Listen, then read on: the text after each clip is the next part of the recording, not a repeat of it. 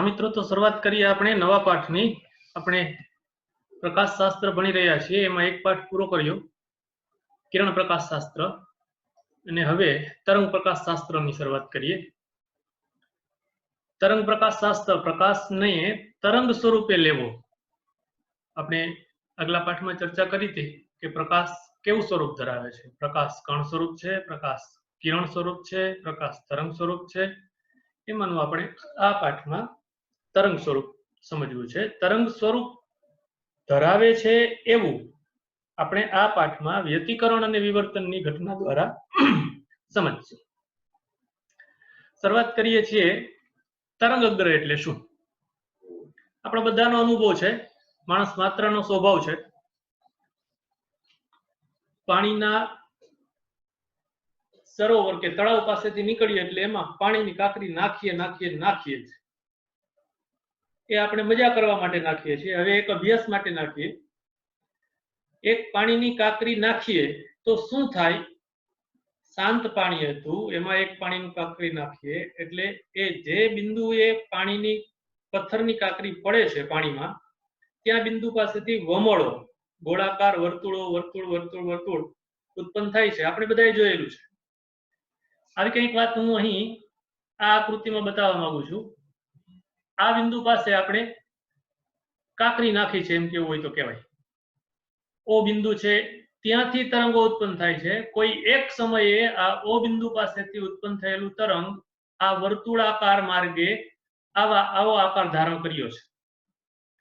तो आ बिंदु पासेथी समान अंतरे आवेला आ बधा ज बिंदु, आ बिंदु छे, आ बिंदु छे, आ बिंदु छे, आ बधा बिंदुओनी कळा एक सरखी हशे, समान कळामां हशे। आ समान कळामां दोलनो गमे एटली होय पण समान। आ समान कळामां दोलनो करता कणोमांथी एक काल्पनिक पृष्ठ पसार थाय छे। આપણે અત્યારે આ વર્તુળ બતાવ્યું છે, એ વર્તુળને તમે તરંગઅગ્ર કહી શકો। એની વ્યાખ્યા તમારી સામે છે। સમાન કળામાં દોલિત થતા કણોમાંથી પસાર થતું કાલ્પનિક પૃષ્ઠ।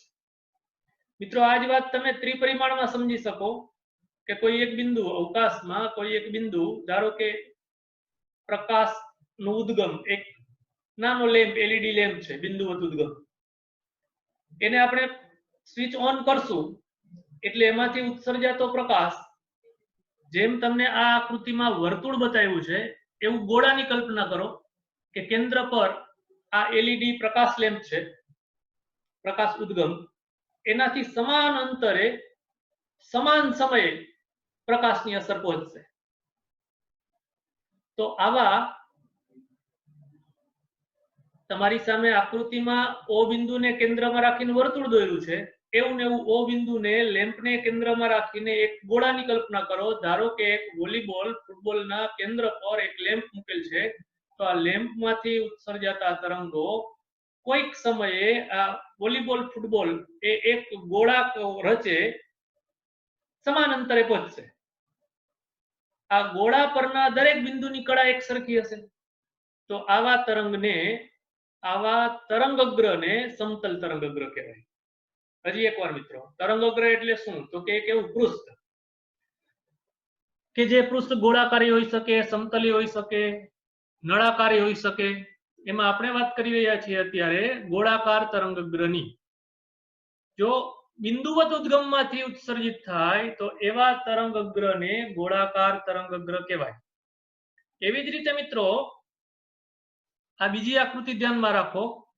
અહીં જેમ આ O લેમ્પ છે બિંદુવત ઉદ્ગમ, એવી રીતે ધારો કે આ AB રેખીય ઉદ્ગમ છે, આ AB રેખીય ઉદ્ગમ છે, એને આપણે ટ્યુબલાઇટ તરીકે લઈ શકીએ કે ટ્યુબલાઇટ છે।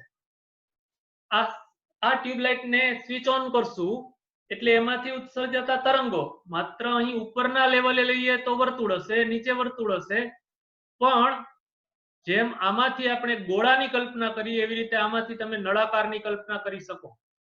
એ બિંદુમાંથી ઉત્સર્જાયેલું તરંગ આ દિશામાં અહીં સુધી, આ દિશામાં અહીં સુધી, આ દિશામાં અહીં સુધી આમ આગળ વધશે। એવી જ રીતે બી બિંદુ પાસેથી અને વચ્ચેના દરેક બિંદુમાંથી ઉત્સર્જાતું તરંગ એક નળાકાર રચશે। डबरो डबरो डबराना धरी पर जाने के ट्यूबलाइट मूकी छे। ડબરામાં અળદિયા નથી ભાઈ. તો આ જે તરંગઅગ્ર છે એ તરંગઅગ્ર આ ડબરા એટલે કે નળાકાર પરના દરેક બિંદુ પાસે દરેક બિંદુની કળા તે સમયે એક સરખી હશે, તો એને નળાકાર તરંગઅગ્ર કહેવાય.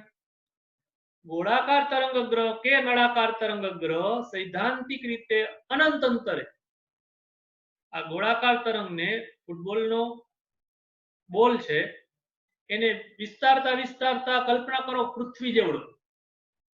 હવે પૃથ્વી પરનો સ્થાનિક ભાગ લઈએ આપણે, ધારો કે આપણું ફળિયું, તો ખરેખર એ ગોળા પરનો ભાગ છે પણ એટલો ભાગ તમને સુરેખ દેખાશે. એવા તરંગઅગ્રને સમતલ તરંગઅગ્ર કહેવાય. ઇન શોર્ટ ફરીથી નજર નાખીએ, તરંગઅગ્ર એટલે શું? સમાન કળામાં દોલિત થતા કણોમાંથી પસાર થતું કાલ્પનિક પૃષ્ઠ. ત્રણ પ્રકાર: ગોળાકાર તરંગઅગ્ર, નળાકાર તરંગઅગ્ર અને સમતલ તરંગઅગ્ર. હવે આપણે તરંગઅગ્ર કોઈ એક સ્થાને છે, તળાવમાં કાંકરી નાખી અહીંયાથી એક તરંગઅગ્ર એક સમયે રચાયું, એના પછી એ જ રિંગ એ જ ભમર એના કરતા મોટું વર્તુળ બને છે, એનાથી મોટું વર્તુળ બને છે. અહીં વાત કરી હોય નળાકારમાં, તો આ ટ્યુબલાઇટમાંથી ઉત્સર્જાતા એક ડબરો, એનાથી મોટી ત્રિજ્યા વાળો ડબરો, એનાથી મોટી ત્રિજ્યા વાળો ડબરો, આમ ક્રમશઃ નળાકાર વિસ્તરતું જાય છે.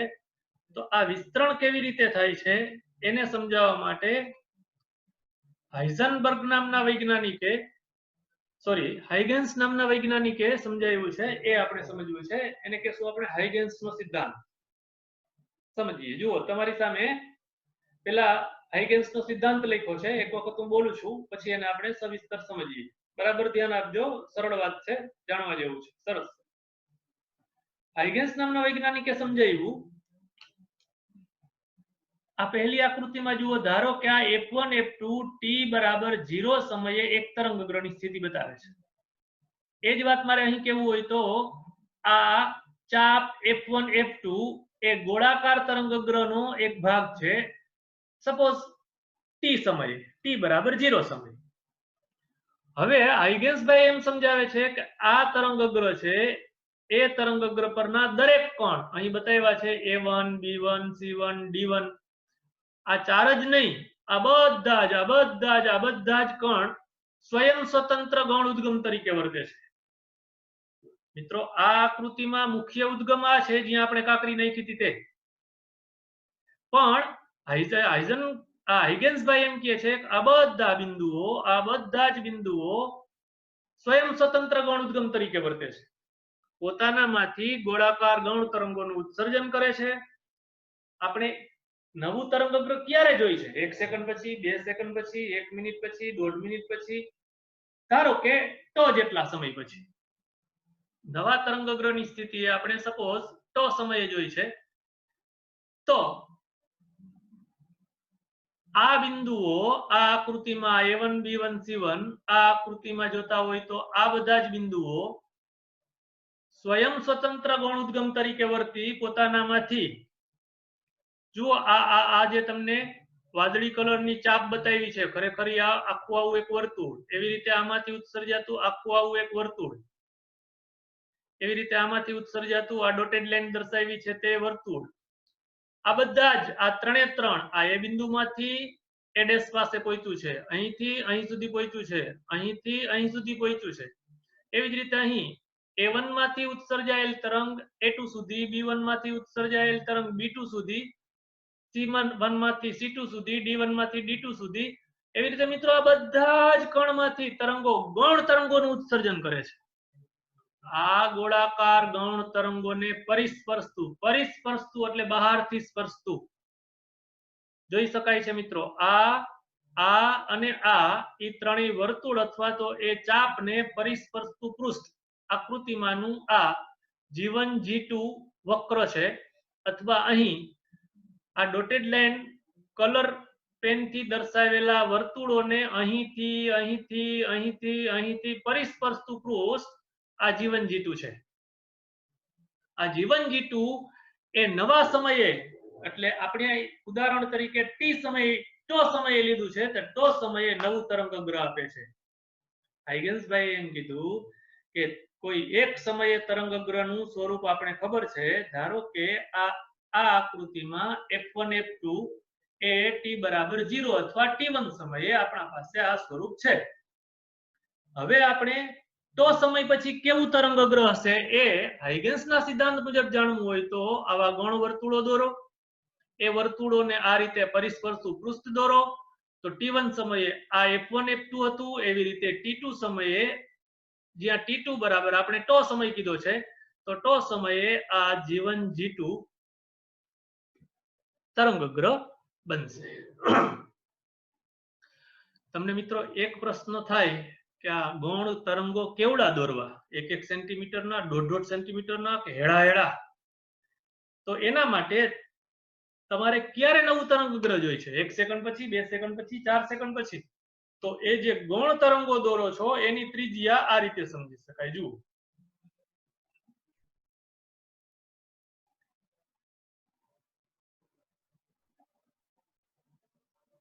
જૂનું જાણીતું સૂત્ર વેગ બરાબર અંતર છેદમાં સમય.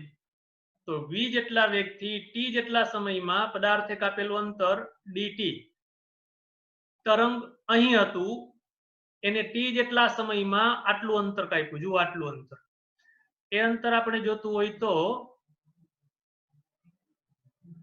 એ અંતર તમને આવડે છે મિત્રો?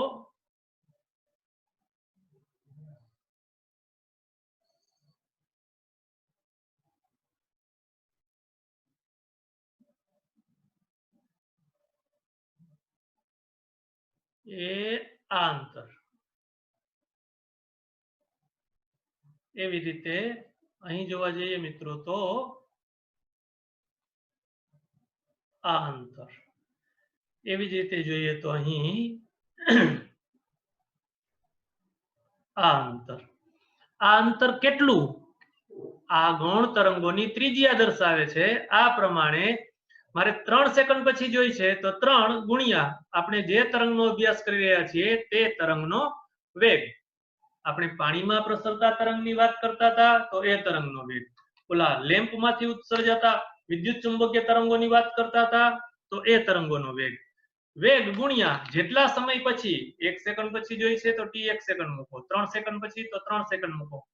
આ મુજબ આ ડી છે એ ગૌણ તરંગોની ત્રિજ્યા છે. એવડા વર્તુળો દોરવા જોઈએ. એના પછી વળી પાછું મિત્રો આવું જ થશે. તમે આ દરેક બિંદુ હવે તમારે ધારો કે આના પછીની 3 સેકન્ડે નવું તરંગગ્રહ ક્યાં છે એ જાણવું છે તો ફરીથી એ જ કામ કરવાનું. આ g1 g2 પરના જુદા જુદા બિંદુઓ લ્યો. આ જુદા જુદા બિંદુઓ પરથી ગૌણ વર્તુળો દોરો. એ વર્તુળને પરિસ્પર્શતું પૃષ્ઠ દોરો. આ પરિસ્પર્શતું પૃષ્ઠ નવા તરંગગ્રહનું નવા સમયે સ્વરૂપ આપશે. ફરીથી એક વખત મિત્રો આપણે જોઈ લઈએ, બોલી જઈએ હાઇગેન્સનો સિદ્ધાંત.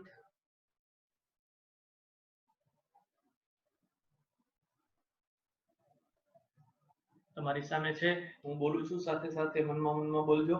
તરંગગ્રહ પરનો દરેક કણ સ્વયં સ્વતંત્ર ગૌણ ઉદ્ગમ તરીકે વર્તી પોતાનામાંથી ગોળાકાર ગૌણ તરંગોનું ઉત્સર્જન કરે છે.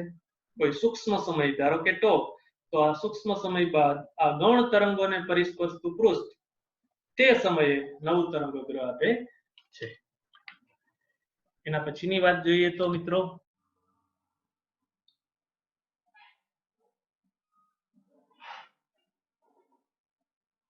હા મિત્રો, તો આપણે આપણો કામ આગળ વધારીએ. હાઇગેન્સના સિદ્ધાંતની મદદથી આપણે ગઈકાલે સમતલ તરંગગ્રહ કેવું બનાવે છે, કેવી રીતે બનાવે છે, બિંદુવત ઉદ્ગમમાંથી ગોળાકાર તરંગગ્રહ કેવી રીતે બને છે, રેખીય ઉદ્ગમમાંથી નળાકાર તરંગગ્રહ કેવી રીતે બને છે, અને એ જ રીતે આ ગોળાકાર નળાકાર તરંગગ્રહો અનંત અંતરે સમતલ તરંગો બને છે. આવી વાતો જોઈ. આજે આપણે જોવી છે, આપણા પાઠનું નામ તરંગ સ્વભાવથી પ્રકાશને સમજવો છે. તો જેવી રીતે આપણે એક કિરણની મદદથી તરંગનું વક્રીભવન સમજતા હતા, તરંગનું પરાવર્તન સમજતા હતા, એવી રીતે અહીં આપેલ તરંગનું વક્રીભવન કેવી રીતે થાય તે વાત સમજવી છે. કિરણનું વક્રીભવન સમજતા હતા, વક્રીભવનના નિયમો નોંધતા હતા. એવી રીતે તરંગનું વક્રીભવન કેવી રીતે થાય એ વાત સમજવી છે. શરૂઆત કરીએ. આપણે બંને પ્રકારની વાત ભણ્યા હતા. કિરણ પ્રકાશ શાસ્ત્ર માટે ભણ્યા હતા કે પાતળા માધ્યમમાંથી ઘટ માધ્યમમાં પ્રવેશે, એ જ રીતે ઘટ માધ્યમમાંથી પાતળા માધ્યમમાં પ્રવેશે ત્યારે વક્રીભવન કેવા પ્રકારનું થાય છે. યાદ કરી લઈએ. તમને યાદ છે, પાતળા માધ્યમમાંથી ઘટ માધ્યમમાં પ્રવેશે ત્યારે લંબ તરફ વાંકું વળે, એનાથી ઊંધું ઘટ માધ્યમમાંથી પાતળા માધ્યમમાં પ્રવેશે ત્યારે લંબથી દૂર તરફ વાંકું વળે છે. મિત્રો, આ વાત આપણે તરંગ અગ્રની મદદથી, તરંગના વક્રીભવનની મદદથી વાત સમજવી છે. મૂળ વાત વક્રીભવન સમજવું એટલે સ્નેલનો નિયમ n1 sin θ1 બરાબર n2 sin θ2 અથવા તો n1 sin I બરાબર n2 sin r આ નિયમ તારવવો. શરૂઆત કરીએ. અહીં તમારી સામે આ માધ્યમ 1 છે, આ માધ્યમ 2 છે. આ આપાત તરંગગ્ર છે, તમારી સામે લખેલ છે, વચાય છે. આ આપાત તરંગગ્ર છે. જુઓ મિત્રો, કિરણના બદલે તરંગગ્ર, આ સમતલ તરંગગ્ર આ સપાટી પર આપાત થાય ત્યારે વક્રીભવન આપણે સમજવું છે. જુઓ, આ સમતલ તરંગગ્રનું આ કિરણ છે. આપણે ખ્યાલ છે, કિરણ એટલે આપેલ તરંગગ્રને લંબ દિશાને કિરણ કહેવાય. તો આ બિંદુ A પાસેથી, એ જ રીતે બિંદુ B પાસેથી હાઇગેન્સના સિદ્ધાંત મુજબ આ બંને A, B તેમજ A થી B સુધીના આ દરેક કણ સ્વયં સ્વતંત્ર ગૌણ ઉદ્ગમ તરીકે વર્તી પોતાનામાંથી ગોળાકાર ગૌણ તરંગોનું ઉત્સર્જન કરે છે. આ A બિંદુમાંથી ઉત્સર્જિત થતું તરંગ આ તરફ આ માધ્યમ 2 માં અહીં જે ડોટેડ લાઈન બતાવ્યું છે એવું ગૌણ તરંગ, ધારો કે ટો જેટલા સમયે આપણે ગઈકાલે સમજાતા એ પ્રમાણે v2 ટો ત્રિજ્યા, v2 ટો જેટલી ત્રિજ્યાનું આ ડોટેડ લાઈન વાળું ગૌણ તરંગ રચે છે. એટલા જ સમયમાં આ બિંદુ B ગૌણ ઉદ્ગમ તરીકે વર્તી v1 ટો, આ v1 ટો, જ્યાં v1 એટલે માધ્યમ 1 માં વેગ અને ટો એટલે સમય, તો અંતર ગુણ્યા સમય બરાબર વેગ ગુણ્યા સમય બરાબર અંતર, તો આ BC અથવા તો v1 ટો જેટલી ત્રિજ્યાનું એક આવું વર્તુળ આમ રચાશે. આ બંને વર્તુળને પરિસ્પર્શતું પૃષ્ઠ, આ EC એ બંને વર્તુળને પરિસ્પર્શતું પૃષ્ઠ છે કે જે ટો સમયે વક્રીભૂત તરંગગ્ર આપશે. મિત્રો, પહેલી તબક્કે તો આપણે જોતા એમ લાગે કે આકૃતિમાં કંઈક ભૂલ લાગે છે, કેમ આ ચોરસ નથી, લંબચોરસ નથી, કંઈક આખું બાખું એવું લાગે છે. પણ બરાબર સમજો, તમને ખ્યાલ છે કે આ A માંથી ઉત્સર્જાયેલું તરંગ આ તરફ AE માર્ગે માધ્યમ 2 માં ગતિ કરે છે, જ્યારે અહીં માધ્યમ 1 માં ગતિ કરે છે.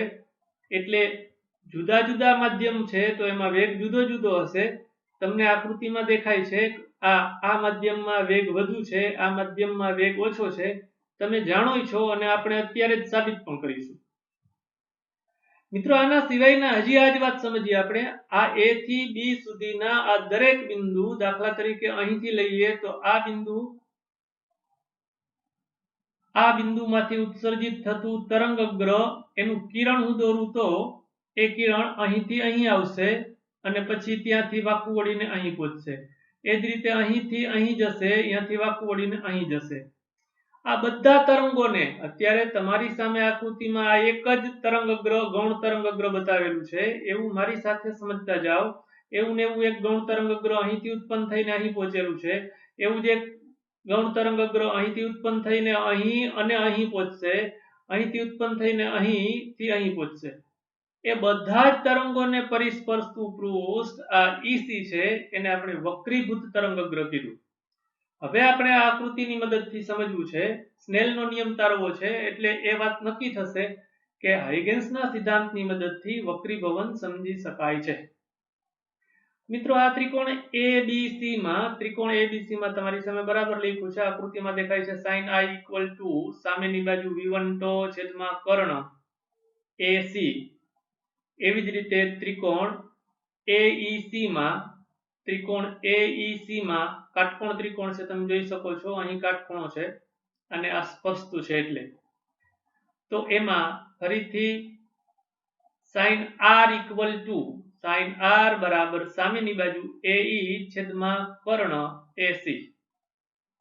આપણે જવું છે સ્નેલના નિયમ મુજબ, સ્નેલના નિયમ માટે તો આ બંનેનો ગુણોત્તર લઈએ. sin I છેદમાં sin r બરાબર તો સરખો સમય છે, AC એક જ વાત છે, એટલે મને મળશે v1/v2. સ્પષ્ટ છે મિત્રો, r લેસ ધેન I આકૃતિમાં તમને દેખાય છે I કરતા r નાનો છે, I કરતા r નાનો છે. અને જો આમાં sin I છેદમાં sin r માં I મોટો હોય તો વ્યવહારિક વાત છે કે v1 છેદમાં v2 I મોટો તો sin I મોટો એટલે sin I છેદમાં sin r greater than 1, therefore v1 greater than v2. આવું અને આપણે શબ્દોમાં સમજીએ તો જો આપણી આકૃતિ મુજબ પ્રકાશનું કિરણ આપેલ બિંદુ પાસેથી વક્રીભવન પામીને લંબ તરફ વાંકું વળતું હોય, અર્થાત I is greater than r, તો માધ્યમ 2 માં વેગ માધ્યમ 1 ના વેગ કરતા ઘટે છે. આપણે અત્યારે તરંગવાદથી મળ્યું, પણ આ પરિણામ કણવાદમાં આપણે પ્રસ્તાવનામાં જોયું છે, કણવાદમાં આનાથી ઊંધું હતું. ન્યૂટનભાઈએ એ સમયમાં એમ કીધું હતું કે ઘટ માધ્યમમાં પ્રકાશનો વેગ વધુ હોય, પણ એ આપણે અત્યારે જે તરંગવાદથી સાબિત કર્યું એનાથી વિરુદ્ધ હતું. હવે આધુનિક વિજ્ઞાન જાણે છે કે આ તરંગવાદમાં જે વાત કહી છે એ સાચી છે, કણવાદમાં જે વાત હતી એ જૂના સમયની વાત હતી. હા, તો આને આપણે આ પરિણામને સમીકરણ 1 નંબર આપીને મૂકીએ છીએ. હવે મિત્રો વક્રીભવનાંકની વ્યાખ્યા છે, નિરપેક્ષ વક્રીભવનાંક n બરાબર c/v. v એટલે જે તે માધ્યમમાં પ્રકાશનો વેગ, c એટલે શૂન્યાવકાશમાં પ્રકાશનો વેગ. તો માધ્યમ 1 માટે અને માધ્યમ 2 માટે આ સૂત્ર લાગુ પાડ્યું અને ગુણોત્તર લઉં તો n1/n2 equal to c cancel out v2/v1. આ સમીકરણ 1 અને 2 ને હું સરખાવીશ તો એ બંને પરથી આપણે મળે છે sin I છેદમાં sin r equal to n2/n1. Cross product લઈ લઈએ, n1 sin I equal to n2 sin r, કે જે સ્નેલનો નિયમ છે. મિત્રો અત્યારે આપણે આ રીતે સમજ્યા કે આમ સ્નેલના નિયમનો તારવણી આપણે હાઇગેન્સના સિદ્ધાંતથી પણ કરી શકીએ છીએ. એટલે એમ કહેવાય કે હાઇગેન્સના સિદ્ધાંતની મદદથી સમતલ તરંગોનું વક્રીભવન સમજી શકાય છે. આ બાબત એમ બતાવે છે કે તમે વક્રીભવનની ઘટના તરંગ અગ્રથી સમજ્યા, એનો અર્થ એમ કે પ્રકાશ તરંગ સ્વરૂપ ધરાવે છે. હા મિત્રો, આ જ વાત હજી આગળ એક પરિણામ મેળવીએ. આપણે જાણતા હતા પ્રિઝમ દ્વારા થતું વિભાજન સમયે સમજ્યા છીએ. ફરીથી અહીં આવીએ, A થી E સુધી પહોંચે છે, B થી C સમય સુધી પહોંચે છે. ધારો કે આ સમયને હું આવર્તકાળ T, કેપિટલ T જેટલો સમય કહું, તો અહીંથી અહીં સુધીના અંતરને λ1 કહેવાય, અહીંથી અહીં સુધીના અંતરને λ2 કહેવાય.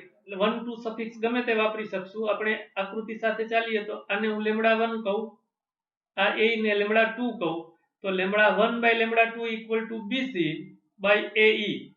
આપણા પાસે BC/AE બરાબર v1 v2 તો કેન્સલ થાય, તો v1/v2. આ ગુણોત્તર તમને સીધું જ સમજાવે છે કે v1 છેદમાં λ1 બરાબર v2 છેદમાં λ2. એટલે કે v1 is greater than v2 તો λ1 is greater than λ2. એટલે કે અહીં આપણે મળ્યું v1 is greater than v2, v1 is greater than v2, તો આ વાત આને આપણે આમ સમજી શકીએ. આ પરિણામને આ પરિણામ સાથે સાંકળતા એવું મળશે મિત્રો કે જો પાતળા માધ્યમમાંથી ઘટ માધ્યમમાં તરંગનું વક્રીભવન થતું હોય તો આપાત કોણ કરતા વક્રીભૂત કોણ નાનો હોય ત્યારે બીજા માધ્યમમાં વેગ ઘટે છે. એ જ રીતે તરંગ લંબાઈ પણ ઘટે છે. માધ્યમ 1 કરતા માધ્યમ 2 માં પ્રકાશની તરંગ લંબાઈ ઓછી છે. ફરીથી મિત્રો જરા નજર નાખીએ આપણે હાઇગેન્સના સિદ્ધાંતની મદદથી સમતલ તરંગનું વક્રીભવન સમજ્યા. એમાં આપણે સમજ્યા પાતળા માધ્યમમાંથી ઘટ માધ્યમમાં જાય ત્યારે લંબ તરફ વાંકું વળે છે અને સ્નેલના નિયમનું પાલન થાય છે. આ જ વાત તમે આનાથી ઊંધું પણ સમજી શકો કે ઘટ માધ્યમમાંથી પાતળા માધ્યમમાં પ્રવેશતું હોય તો વક્રીભવન કેવું થાય. ચાલો સમજીએ. જો માધ્યમમાં સમતલ ઘટ માધ્યમમાંથી પાતળા માધ્યમમાં સમતલ તરંગનું વક્રીભવન કેવું થાય એના માટે આપણે એમ કહીએ માધ્યમ એક આ છે જેને આપણે ઘટ માધ્યમ કહીશું. આની સાપેક્ષ આ માધ્યમ 2 છે. ધારો કે હવા છે, આ કાચ છે, કોઈ પણ બે ઘટ પાતળું એવું માધ્યમ લઈએ છીએ.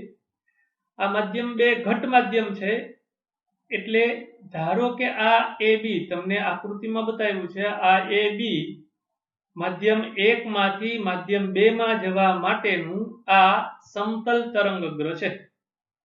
આ સમતલ તરંગગ્ર જ્યારે બે માધ્યમને જુદી પાડતી સપાટી પર પહોંચે ત્યાંથી કેવું વક્રીભવન થાય એ વાત આપણે સમજવી છે.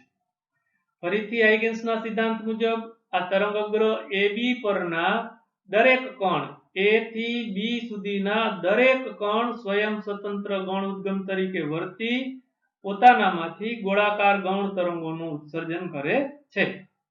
જોઈએ આ A માંથી ઉત્સર્જિત થતું તરંગ આ તરફ જે વધે છે એ E પાસે પહોંચે છે. અહીં જે આ ડોટેડ લાઈન બતાવી છે મિત્રો એ ગૌણ તરંગગ્ર બતાવ્યું છે. તો જેટલા સમયમાં v2 જેટલા વેગથી અહીંથી ઉત્સર્જાયેલું તરંગ અહીં સુધી પહોંચે છે. મિત્રો એ જ રીતે એટલા જ સમયમાં B માંથી ઉત્સર્જાયેલું તરંગ C સુધી પહોંચે છે v1 ટો જેટલું અંતર કાપીને. આ જ વાત તમે વચ્ચેના બિંદુઓ માટે પણ દર્શાવી શકો. ધ્યાન આપજો બરાબર. અહીંથી ઉત્સર્જાતું તરંગ અહીં પહોંચ્યું, અહીંયા આવીને ફરીથી વક્રીભવન થયું ને અહીં સુધી પહોંચ્યું. અહીં તમારે બતાવવું હોય તો આમ કેવું જોઈએ કે અહીંથી આમ અને લંબથી દૂર. એ જ રીતે અહીંથી આમ અને લંબથી દૂર. મિત્રો આગળની વાત આપણે જોવી હોય તો એનાથી ઊંધું થતું હતું. પાતળા માધ્યમમાંથી ઘટમાં થતું હતું એટલે લંબ તરફ વાંકું વળતું હતું. ફરીથી એની એ જ વાત. A માંથી ઉત્સર્જાઈને તરંગ ગૌણ તરંગગ્ર અહીં આ ડોટેડ લાઈન સ્વરૂપે પહોંચ્યું છે. B માંથી ઉત્સર્જાયેલું C પાસે પહોંચ્યું છે. અહીંથી ઉત્સર્જિત થઈને ધારો કે અહીં પહોંચ્યું છે. અહીંથી ઉત્સર્જિત થઈને ધારો કે અહીં પહોંચ્યું છે. તો ટો જેટલા સમયે આ બધા જ તરંગગ્રહોને પરિસ્પર્શતું પૃષ્ઠ એટલે આ EC તરંગગ્ર બનશે જે ટો સમયે નવું તરંગગ્રહનું સ્વરૂપ ધારણ કરે છે. આમાં પણ હમણાં આપણે જોયું એ જ પ્રમાણે તમે sin I sin R લાગુ પાડો, એનો ગુણોત્તર લ્યો તો તમને સ્નેલનો નિયમ મળશે n1 sin I બરાબર n2 sin R. તો તમે એમ કહી શકો કે આના માટે પણ હાઇગેન્સના સિદ્ધાંતની મદદથી વક્રીભવન સમજાવી શકાય છે. બીજી એક વાત સમજીએ મિત્રો આની અંદર જ. તમને યાદ છે પાત્રની અંદર લેમ્પ રાખ્યો હતો અને એના કિરણો બહાર હવામાં પાણીના માંથી બહાર આવતા હતા ત્યારે કોઈક બિંદુ પાસે પૂર્ણાંતરિક પરાવર્તનની ઘટના થતી હતી. એ ઘટના અહીં યાદ કરીએ. આ AB આપાત તરંગગ્ર છે એટલે આ I આપાત કોણ છે. તમને પાક્કો ખ્યાલ છે કે જો આ આપાત કોણ ક્રાંતિ કોણ જેટલો થાય તો વક્રીભૂત કિરણ બંને માધ્યમને જુદી પાડતી સપાટીને સમાંતર ગતિ કરે છે અને જો આપાત કોણ કરતા ક્રાંતિ કોણ કરતા આપાત કોણ મોટો થાય તો વક્રીભવન થતું નથી, પૂરેપૂરું પરાવર્તન જ થાય છે.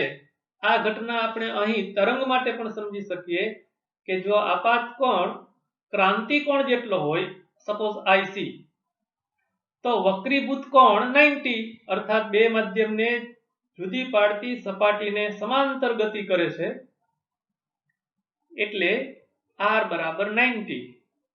જો આમાં તમારે આ આકૃતિમાં સમજવું હોય તો આ કિરણ આ બે માધ્યમને જુદી પાડતી સપાટીને સમાંતર ગતિ કરશે કે જેથી R બરાબર અહીંથી અહીં સુધીનું આ R 90 બને. અને તો આપણા પાસે સ્નેલના નિયમ મુજબ લખી શકો sin IC = n2/n1. જો માધ્યમ 2 તરીકે હવા હોય તો n2 બરાબર 1, માધ્યમ 1 નો વક્રી ભવનાંક n કહીએ તો અહીં થશે sin IC = 1/n. અને આપણે હમણાં કીધું એ પ્રમાણે જો આપાત કોણ ક્રાંતિકોણ કરતા મોટો થાય તો વક્રીભૂત કિરણ મળતું જ નથી, પૂરેપૂરું પરાવર્તન જ થાય છે.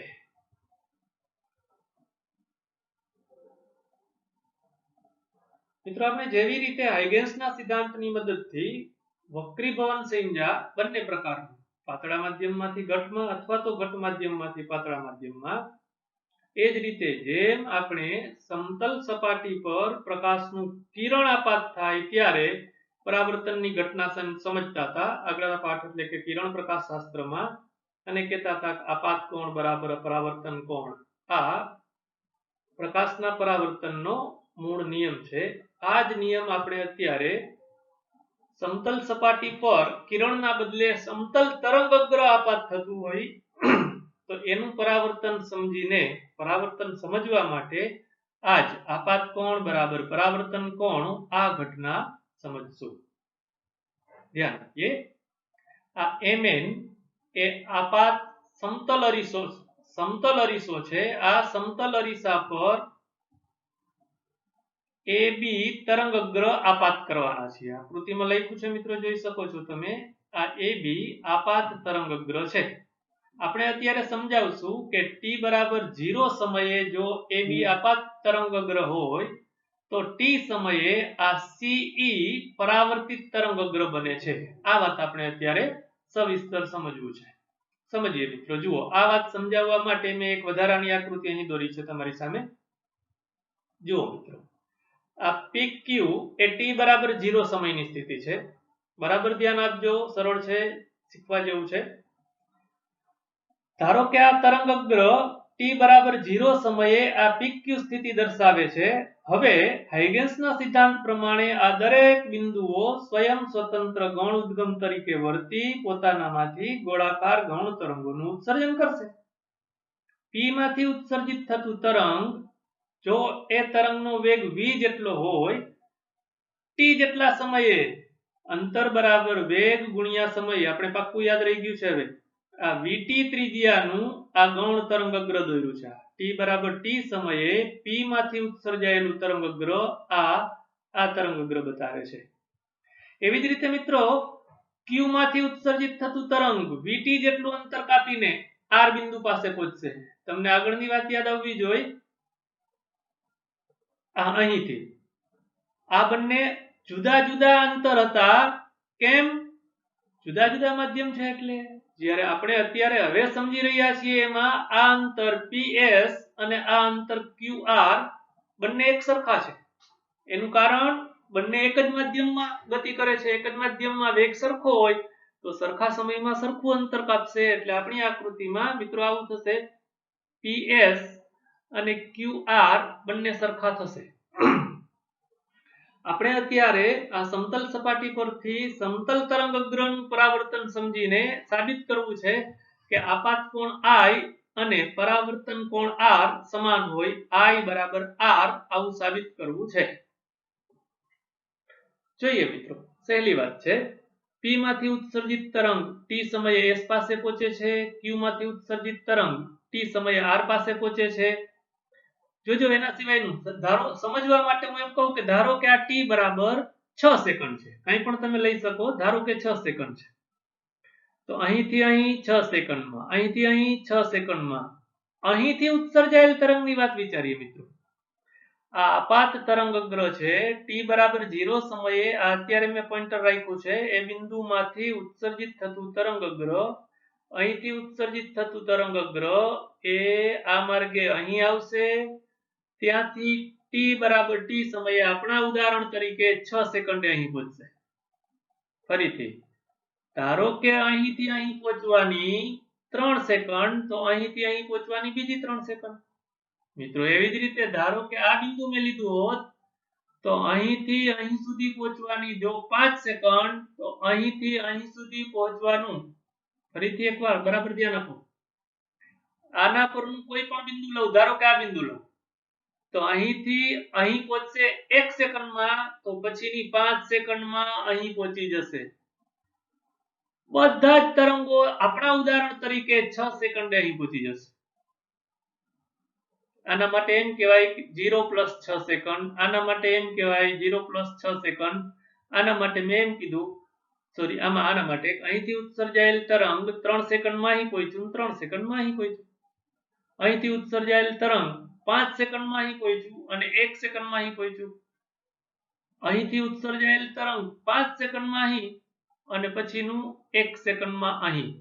મિત્રો આ બધા જ આકૃતિમાં 3 બતાવ્યા છે તમને. આ તરંગગ્રહ છે, આ તરંગગ્રહ છે, આ તરંગગ્રહ છે. એને પરિસ્પર્શતું પૃષ્ઠ એટલે આ આકૃતિમાં SR એ t = t સમયે પરાવર્તિત તરંગગ્રહ આપે છે. હવે આપણે સાવ ટૂંકી ગણતરીથી સાબિત કરી દઈએ કે આપાત કોણ I અને પરાવર્તિત કોણ R સમાન મૂલ્યના થાય. મિત્રો આ તમારી ટેક્સ્ટ બુકમાં આપેલી આકૃતિ છે. આમાં અલગ નથી પણ સમજવા માટે થોડા વધારે તરંગગ્રહ બતાવ્યા છે. આપણે આના પરથી ચાલીએ. તો આકૃતિમાં તમારે બે ત્રિકોણ લેવા છે, બંને કાટકોણ ત્રિકોણ લેવા છે. એક AEC અને બીજો ABC. અહીં કાટકોણ ત્રિકોણ છે, આ કાટકોણો છે અને આ ત્રિકોણમાં અહીં કાટકોણ છે કેમ કે આ સ્પર્શક છે. મારે અત્યારે કાકબા પૂર્વધારણા બતાવી છે, કાટખૂણો, કર્ણ અને બાજુ. સ્પષ્ટ દેખાય છે મિત્રો, બંને ત્રિકોણમાં એક એક કાટખૂણા છે, માપખૂણો AEC અને માપખૂણો ABC. એ જ રીતે બંનેના કર્ણ આ સમાન બાજુ છે એટલે મેં લખ્યું છે AC = AC, સમાન બાજુ છે. અને એ જ રીતે એક જ માધ્યમમાં અંતર કાપ્યું છે AE અને BC એટલે સરખા હશે. ફરીથી યાદ કરી લ્યો, વક્રીભવન સમજતા હતા ત્યારે આ અંતરો જુદા જુદા હતા. એનું કારણ હતું જુદા જુદા માધ્યમમાં ગતિ કરતા હતા, જ્યારે એક જ માધ્યમમાં ગતિ કરે છે. આમ આ કાટખૂણો, કર્ણ અને બાજુ, આ કાકબા પરથી આપણે કહી શકીએ કે બંને ત્રિકોણ એકરૂપ ત્રિકોણ છે, એકરૂપતા બતાવે છે. આ એકરૂપ ત્રિકોણ હોવાના કારણે એના આ બંને ખૂણા પણ સરખા થશે. તો I = R.